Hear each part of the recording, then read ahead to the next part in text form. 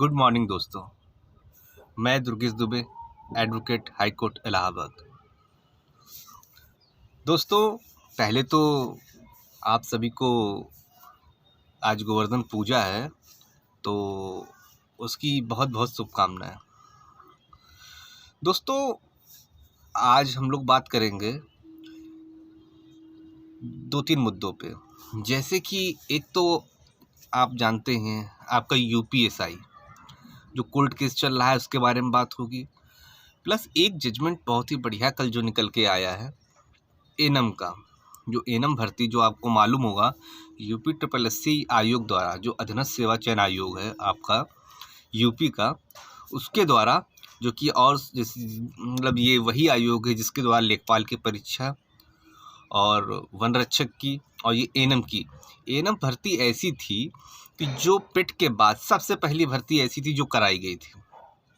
लगभग 9,000 वैकेंसी थी, बहुत बड़ी वैकेंसी थी इसमें।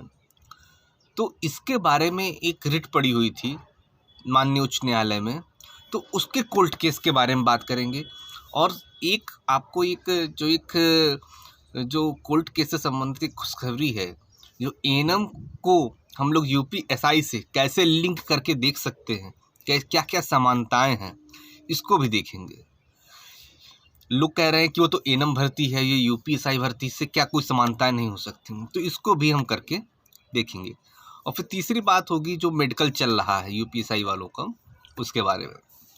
तो दोस्तों, बात स्टार्ट करने से पहले जो नए साथी हों हमारे जो यूट्यूब चैनल है इसमें जुड़े हों, तो अगर उनको मेरा चैनल सही लगता है और अच्छा लगता है, ऑथेंटिक बात लगती है, तो प्लीज़ इसको सब्सक्राइब कर लीजिए। आपको सबसे पहले और सबसे सटीक जानकारी मेरे चैनल द्वारा दी जाएगी। तो दोस्तों, चलिए स्टार्ट करते हैं अपनी बात को। तो पहले बात करते हैं एनम की।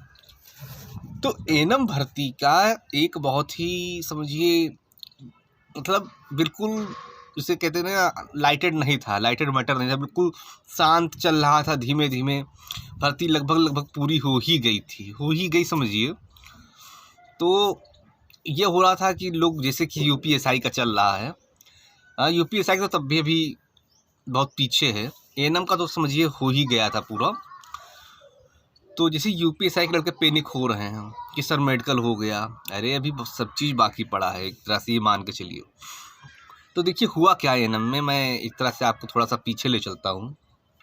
देखिए, मैं कल शाम को भी वीडियो बना सकता था, पर मैं इसलिए वीडियो को भी जल्दीबाजी में नहीं बनाता हूँ, क्योंकि मैं विश्वास करता हूँ कोर्ट ऑर्डर पे।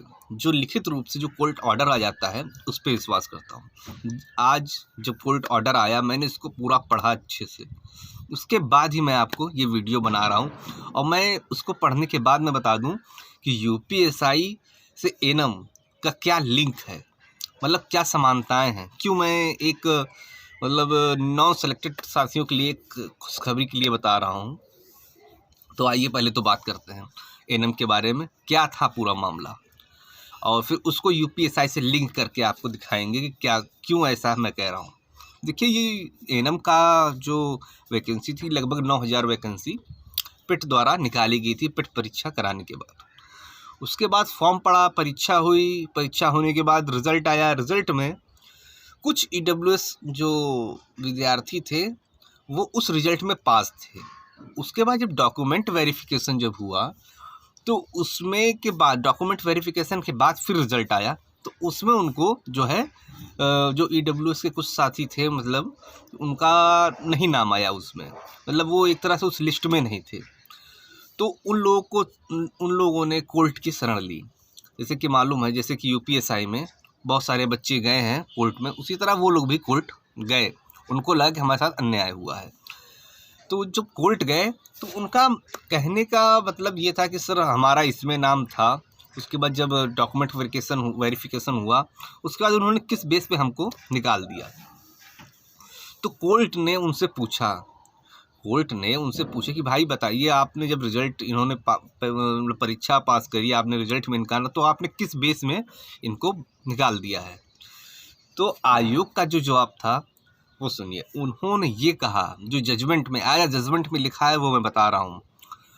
उन्होंने ये कहा कि सर जो इन्होंने ईडब्ल्यूएस का जो प्रमाण पत्र बनवाया था, जो आयोग ने प्रारूप दिया था, उस प्रारूप से मैच नहीं खा रहा था। थोड़ा उसमें गड़बड़ी थी, चाहे वो वित्तीय वर्ष रहा हो और चाहे और दूसरी छोटी छोटी गलतियां थी, जिसकी वजह से वो मैच नहीं खा रहा था। जैसे कि उन्होंने कहा कि जो हम फॉर्म जब भरवाते हैं तो उसमें एक प्रारूप भी दे देते हैं कि आपका जो ईडब्ल्यूएस सर्टिफिकेट होना चाहिए वो इस प्रारूप में होना चाहिए, तो वो उस प्रारूप से मैच नहीं खा रहा था। थोड़ा कुछ गलतियां थी उसमें, इसलिए इनका जो अभ्यर्थन है जो रद्द कर दिया गया। तो जो बच्चे थे ये एनएम वाले, जो मतलब एडवोकेट साहब थे और याचिकाकर्ता जैसे आपको मालूम पूनम द्विवेदी थी, तो उनके जो पक्ष के वकील थे उन्होंने अपना जो पक्ष रखा बहुत अच्छे से रखा। उन्होंने ये कहा कि जैसे कि आयोग द्वारा बताया गया है और उत्तर प्रदेश सरकार द्वारा बताया गया है कि तहसीलदार के नीचे का कोई अधिकारी मतलब इसको नहीं बना सकता है डब्ल्यू सर्टिफिकेट को, तो वैसा ही उन्होंने किया है। डब्ल्यू सर्टिफिकेट को उससे बनवाया, मतलब तहसीलदार। अब उन्होंने अपना हर चीज़, जितने कागज़ थे सब सही कागज़ उनके सामने प्रस्तुत किए।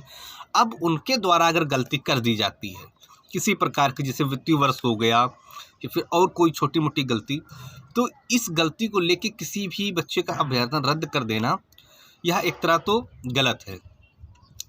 तो इसमें मतलब आयोग को खुद डिसीजन लेना चाहिए कि मतलब उन अधिकारियों से जिनसे मतलब बनवाया गया है तो उनसे जवाब सवाब करें और अब इस तरह से अभ्यर्थन ना रद्द करें। तो जजमेंट इसमें आया है और बहुत ही बढ़िया बच्चों के पक्ष में जजमेंट आया है, जो बच्चे कोर्ट गए थे। अब देख लीजिए, मैं आपको बताऊं क्यों मैं यूपीएसआई से इसको लिंक कर रहा था। देखिए जो जज साहब है आलोक माथुर जज साहब, 37 आपको याद होगा, 37 का केस जो 1 नवंबर को लगा हुआ है, इन्हीं के मतलब कोर्ट में लगा हुआ है। ये जज साहब बहुत ही अच्छे जज साहब, एक तरह से मान लीजिए वो जो याचिकाकर्ता गया है उसको अच्छे से सुनते हैं, उसकी पीड़ा समझते हैं, उसके बाद ही जजमेंट देते हैं। ज़्यादातर इनका जजमेंट वो एक तरह से जो प्रताड़ित पक्ष है उनके पक्ष में ही रहता है। आपको मालूम 1 नवंबर को आपका केस लगा हुआ है और आपका भी केस एक तरह से जिस हिसाब से आप जान लीजिए कि मतलब एएनएम भर्ती में तो आप जान लीजिए कोई ज़्यादा सबूत थे ही नहीं, सिर्फ जो जजमेंट आया है तो सिर्फ जिरह पे आया है, मतलब जिरह मतलब जो वहाँ पे बातें वकील साहब ने धरी। इसमें तो यूपीएसआई में तो बहुत सारे सबूत भी ऐसे हैं, एफआईआर्स हैं, सब स्कैम है। तो इसमें आप जान लीजिए अब 1 नवंबर या फिर अगली डेट बहुत ही बढ़िया कोई ना कोई जजमेंट आने वाला है। तो मैं ये कह सकता हूँ कि जो नॉन सेलेक्टेड साथी हैं उनके लिए खुशी की खबर है। चलिए दिवाली के बाद आपके लिए खुशी की खबर जल्द ही अगले महीना आने वाली है।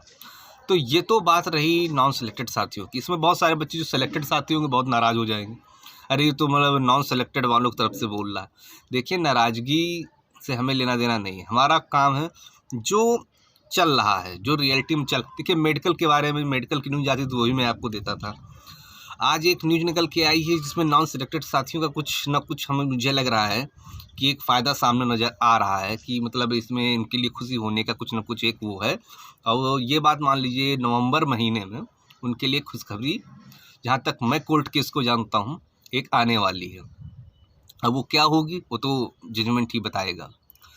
तो एक तो ये बात हो गई। तो और रही मेडिकल के बारे में आप लोग जान लीजिए, आपका मेडिकल चल रहा है, आप लोगों का जैसे कि रोज़ाना मेडिकल चल रहा है, उसी वजह से आप ये मान लीजिए जो भी वही चीज़ है, सब में सब नॉर्मल 2-3 और हर जगह निकल रहे हैं। प्रयागराज में थोड़ा 14-15 लोग निकल रहे हैं और हर जगह मेडिकल वैसे ही चल रहा है। 31 तारीख को आपको मेडिकल हो जाएगा, उसके बाद 1 नवंबर को डेट लगी हुई है यूपीएसआई कोर्ट केस की। तो जो भी होगा वो मैं आपको सबसे पहले आपको अपने मतलब यूट्यूब चैनल के माध्यम से आपको बता दूंगा।